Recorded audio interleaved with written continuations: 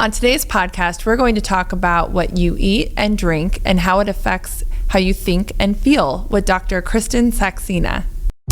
Welcome to Lift Your Future, a podcast that teaches you coping skills through stories, methods, and proven techniques to improve relationships and outcomes in your personal and professional life. I'm Nicole Winkler, a licensed therapist and executive coach. On this podcast, we'll share relatable life experiences designed to help you grow. I will provide easy, practical ways to develop thoughts, feelings, and behaviors to impact your life, both personally and professionally. My goal is simple: to help you lift your future.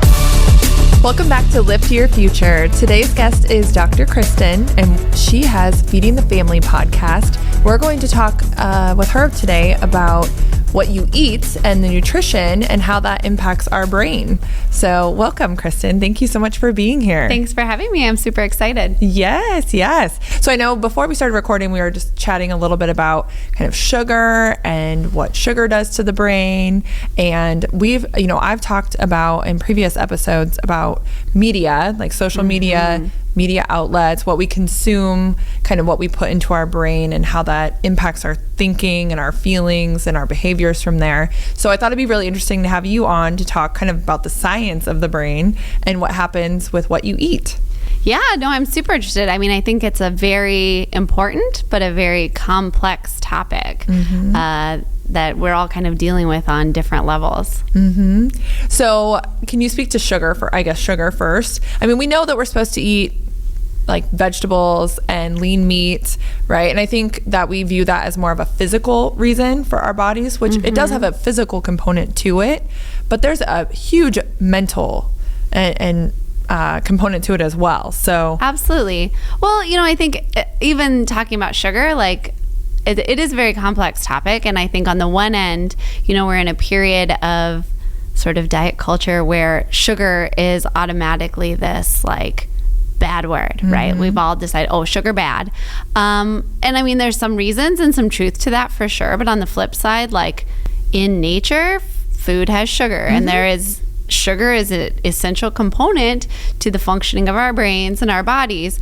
And so, I don't think, and I work a lot obviously with families talking about kids, and with kids in particular, there is sugar and carbohydrates and all those things serve a very important growth and functional needs for the kids. Sure. On the flip side though, the way that we're consuming it sort of in present day, we start to consume it in quantities and in forms that aren't necessarily maybe the way nature intended. And a lot of our processed food, a lot of foods containing things like high fructose corn syrup, or other, sort of like sugar alternatives or super concentrated sugar products, we're starting to consume it at levels that maybe we haven't seen before in history in the last several decades. And I think it is, we're just starting to realize the way that it's affecting our brains and our health, and then also sort of the way I like to say it sort of like plays tricks on us. Our body and our brain think it's getting something that it isn't. And then it craves that, right? Yeah. So it's like, I need more of that, or I'm not fulfilled, so I need more. Yeah, and I think that that's another thing. Like I like to say, like in society right now, we're kind of dealing with a situation that I like to call overfed and undernourished. And I think I love that. Well, because it's like, we're eating lots of food and lots of calories, and lots of consuming a big quantity usually too. But it's a lot of times of foods that have pretty low nutritional value if you're really looking at sort of the micronutrients that your body needs. So we're in kind of a weird, unprecedented situation that I think we've never been in terms of feeding humans. So, I don't have all the answers in terms of like, what does all this mean and what are the effects that we're having? I think all that research is still being done. And as I'm sure too, you kind of get met with conflicting views of what's the current like demon of the day and how should we be eating.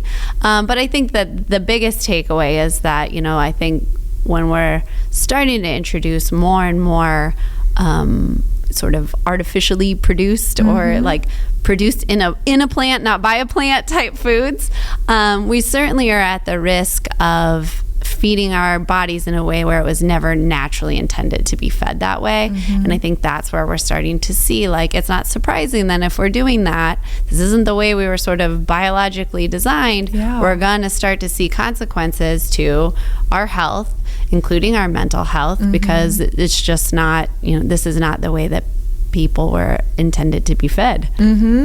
So I guess what do you think is happening? I mean, I know that there's a lot of research out there, some not actual research. That's probably one of the greatest things about going to school to get a doctorate and study deeper is, okay, what's actual real validity in research, right?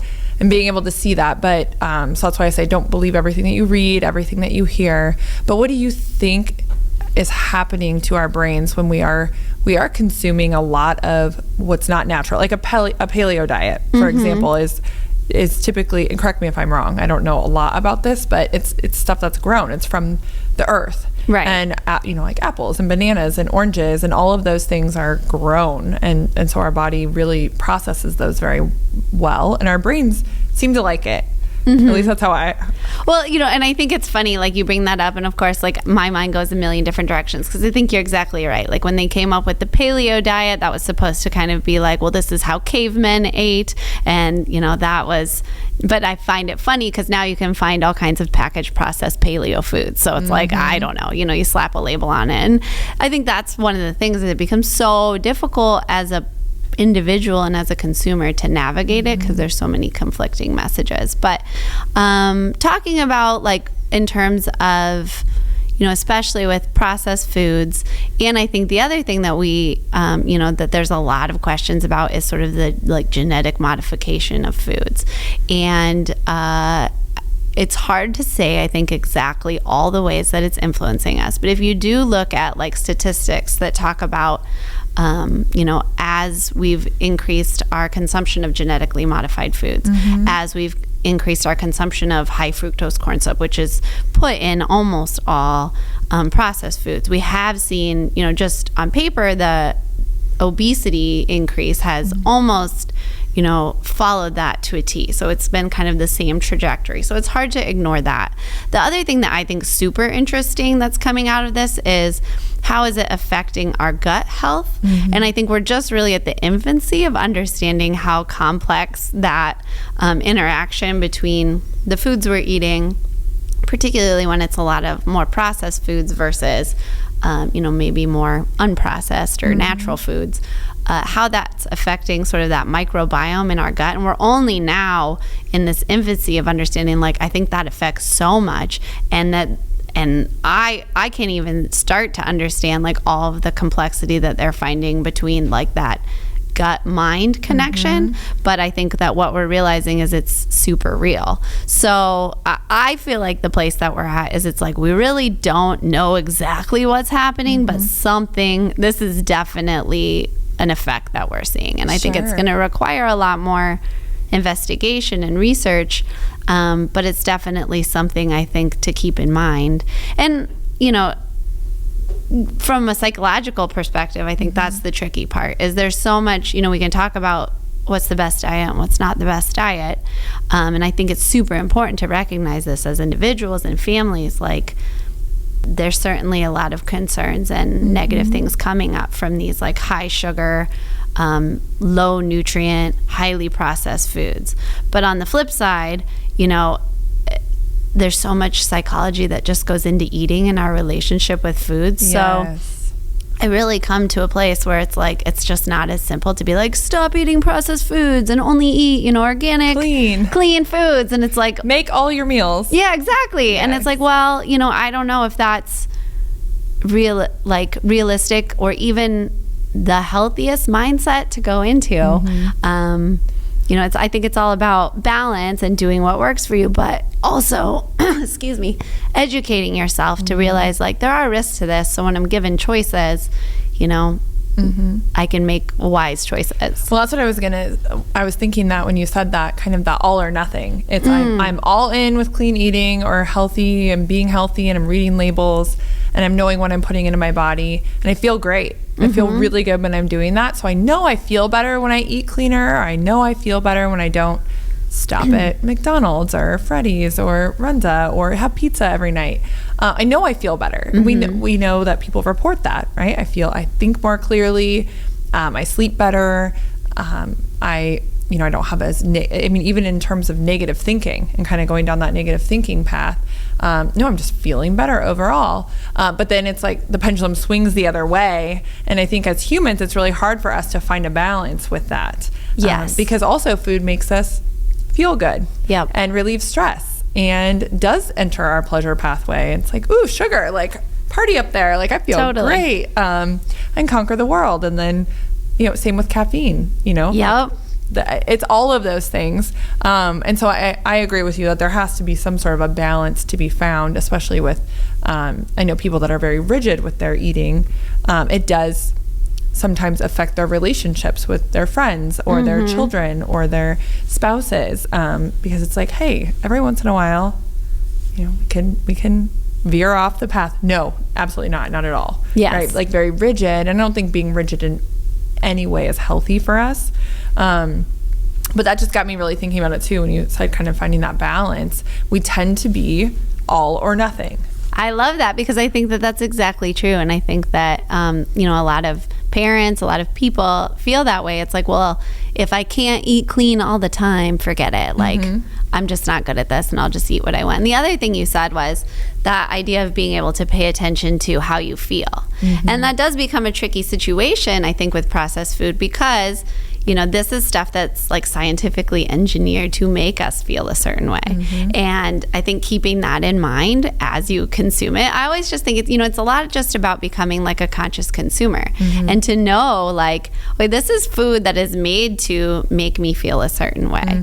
And it's maybe not engineered for my health as the primary concern. It's more that I consume and purchase more. And so it's not hard to understand why, the primary concern of the person producing that is, again, for you to just eat and eat and eat more. To make money and make money. To make you feel good in the short term. So again, like you said, like light up those pleasure centers. I'm having fun, but now I need more. Yes. So I think that keeping all of those things in mind is super important. But then the other thing, like you said, it's knowing that can kind of trick you. But then also that goes back to this idea of sort of that intuitive eating and really tuning in to how do you feel? Because when there's such a like psychological component to some of these like sugary snacks and like I just need a hit and I just want a donut to make me happy. You having a bad day. Exactly. This will make me feel better. But did it? Yeah. Sometimes. For how long? Yeah. For how long? That's what I do. Like with clients that have come to me with this. Like, okay, well, just self-awareness. First of all, we have to have good self-awareness if we're going to keep an actual food diary or even journal in any capacity. But okay, so you did have the donut. Okay, I'm not here, like, we're not going to talk about guilt yet, right? Because it's like, oh, I know I should feel bad. Well, do you actually feel bad? Yeah. Like, well, I know I shouldn't do that. Okay, well, you can should all over yourself. Like, that's not going to help you. So, yeah, how long did you feel good? So you did have the donut. Okay, fine. How long did you feel good? And then what happened? Well, I got really tired after that, or I had to go get a Coke. I needed that caffeine, or I had to go get another coffee. Like, okay. Well, and so noticing your patterns as well. Totally. And you can speak much more to the biological factor of it, but all of our bodies process things differently as well, right? Well, I think that's the other thing too, is like we're always looking for this, like, I mean, most of us, and I mean, I feel like I've been guilty of it for sure too. You're always looking for like, what's the right diet? What's the right recipe? And to think that you're going to find this outside of yourself that's going to say what exactly is right for you, you're not. I wish it was that simple, but it just isn't. And so I think, like you said, the biggest thing is like tuning in, like how do you actually feel? And people do, your initial thing is like, donuts made me happy, and if I just ate how I wanted to, I would eat donuts all the time. And it would be like, well, no, like what we want to get to is how does that really make you feel? I would like the donut I would like you to just enjoy the donut while you have it and not have the, I need another one for another hit or I feel guilty or whatever. Like the happy place is where it's like, I do feel like, my body needs some sugar, and maybe the donut is not like the most nutrient dense, way to achieve that. But at the same time, if you're listening to your body, there are times that probably it does need something like that. But then you have to look at, like, how did I feel after that? Is there a better way for me to eat where I actually feel better in the long term? Yes. Yeah. Which takes time, patience, effort, self-awareness. And we want an answer now. I want to just know what to do. Why don't you just tell me what to do? Yeah, right? And then with kids, I know you have children as well. So trying to teach children moderation and, even with like orange juice or apple juice or whatever, like we don't let our kids have it after 6:30 at night on school nights. And they still ask, of course, because they're kids and they're testing their boundaries. That's their job. And so like they look at the clock like, Mom, can I have some orange juice? No, honey, 7:30. Oh, okay, fine. What can I have? Water. What else can I have? Ice water. We have this conversation multiple times. I wish I could say that it was only for like a week or two, but we have this conversation all the time at my house.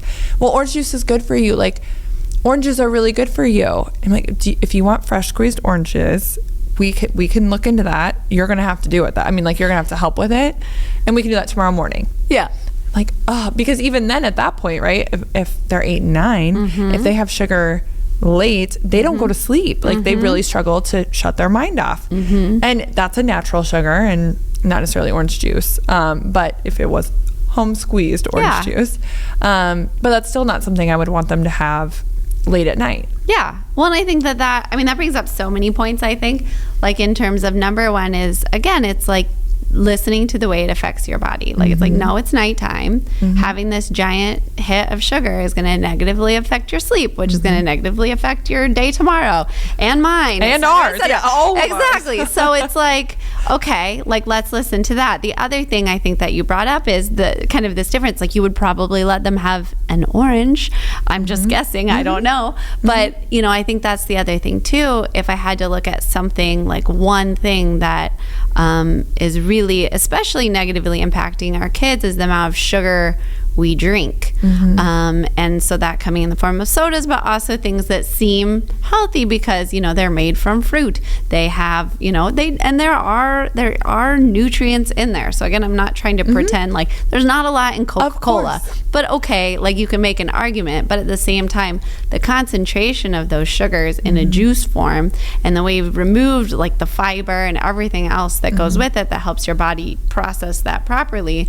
Again, we start to get these sort of like not the way nature intended it hits of like large volumes of sugar, and the way that we've produced those in a fast way in terms of society, evolutionarily, like our bodies can't catch up with them in that span of time. So we're starting to deal with these things that's just simply not how we were designed to process them. So I think that was a huge, like, great example, and a great example though of the way that when something becomes off limits or we restrict it, which for good reason, you're just sending boundaries in your house, but it's a specific example of that's exactly what we want. And so I think that's where it becomes like saying, no juice and no this ever, ever, ever. I'm very rigid. It almost always fails, or even like you get the backlash where you start to deal with like you just only really want what you can't have, which is like, the basis for every yo-yo dieting story ever. Absolutely. Yeah. That all or nothing. And that's why I try to say, like, you can have it tomorrow morning. You could have an orange. Well, I don't want the orange. I want all the sugar, the sugar. And I understand that. I completely understand that. And their little brains, I mean, a topic for another day, I'm sure. But, even with social media or even with watching videos, on YouTube, like the kids just get sucked in so quickly. And like I tell my kids, they're like, when can we have a smartphone? Not for a long time. I mean, eventually you will, because that is the reality of our world, but it's really hard for adults to regulate ourselves with food, with technology, with social media, any media. in consuming, we've become really good consumers and not really good livers. I think like we're not living our lives as much as we are just consuming so much that we think that we're living. And I think that I see a lot of unfulfillment in life because of that. I feel like that can relate to the way you eat though too. I feel like we do a lot of consuming as opposed to enjoying the experience and tuning into how we're actually feeling and how that food makes us feel. Yeah. So I feel like that, that's kind of like a microcosm of that exact situation as you said it. And I think it's exactly right. We're just sort of like tuned out and we're putting all of this in and we're not reaping, we're just kind of like hurting ourselves and not reaping the benefits. So if you were to give me, like for myself, my family, my friends, our listeners, 2 pieces of advice about kind of what we consume and how it affects our brain, like our mind-gut, our mind-body connection, what would they be? So number 1, I would say when you're choosing foods, if you're looking to change the way you eat, change the way your family eats, I always lean towards that eat real food. So the closer to nature is, to me, the more likely your body's going to be able to use that and process it in a healthy way. So that's probably the biggest thing. Number 2 is to be very conscious of the drinks. So, and I think you brought up lots of topics, but I think that's one of those ways that's where our drug hits come. The sugar, the high caffeine, all of those things. Kind of wasted calories as well, right? Very rarely is there a lot of nutritional value to what we're like chugging. And I think that's where we're starting to see just the large volumes. And it also doesn't satiate you or fill you up. So it's not, it just ends up a lot of times being a lot of extra calories, or maybe in the case of caffeine, a lot of extra things that maybe you don't need or aren't serving your health in the way that you're looking to improve it. So I think that's probably the other biggest thing. And then I have to put a plug in for this, even though maybe it's not like totally in line with it, but to me it captures a lot, is especially for families, like eat together. No matter what you're doing, I think that experience, I always say the most disordered eating tends to happen in isolation. Yes. So if you could only do one thing, start eating together. Make it a social, positive experience. And I think that people that do that, they tend to have not only better nutrition profiles, less obesity, less disordered eating, but they tend to have, better mental health, better behavioral outcomes for their kids. And so it may not be exactly what you're eating, but start to look at how, and if nothing else, just eat together and try to make that a priority. And I think that you'll see a lot of benefits for you and your kids. I'm so glad you brought that up, because what you're talking about is that human connection. And humans are, one of our basic needs is connection and belonging. So when we are together and we're not isolated, we are tending to make decisions together and get to know each other and connect, which I would guess would decrease disordered eating. Right? Yeah, I mean, I think it just in general helps you have like a healthier relationship with food and people and healthier relationships in general. So I mean, I think the benefits are myriad, and so it's definitely worth if you had to make one change, that would probably be it. But in terms of the diet, I think those other things are like the big ticket items. Okay, well, thank you so much for joining us today. You are a wealth of knowledge, so I appreciate it. You can find her podcast, Feeding the Family with Dr. Kristin, as well. And I just really appreciate you. Thank you so much. Oh, thanks so much. I had a great time. Yay!